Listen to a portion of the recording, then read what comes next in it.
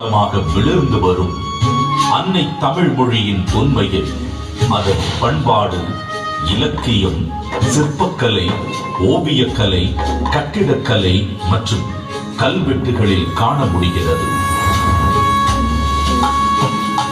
3 பிரிவுகள், 133 அதிகாரங்கள், மொத்தம் 1330 குறள்களில் இப்பாரினை அளந்து இவ்வுலகிற்கு இன்றியமையாத பொதுமறையை இயற்றித் தந்த தமிழ் தாயின் தலைமகன், வையத்துள் வாழ்வாங்கு வாழ்ந்த தெய்வ புலவர் திருமகனார் திருவள்ளுவர்.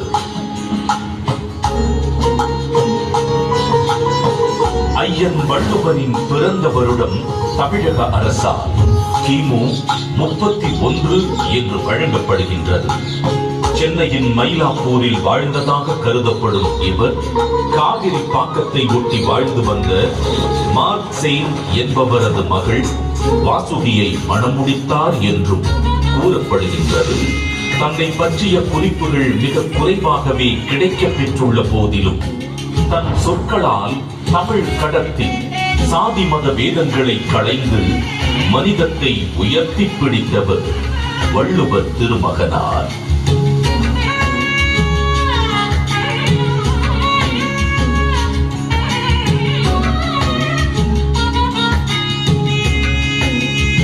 சுமார் 2000 ஆண்டுகள் பழமையான சங்க இலக்கியத்தின் 11 கீழ் கணக்கு நூல்களில் ஒன்றான திருக்குறளை தமிழ் மொழியின் தலைசிறந்த நீதி நூல்களில் ஒன்றென கூறலாம்.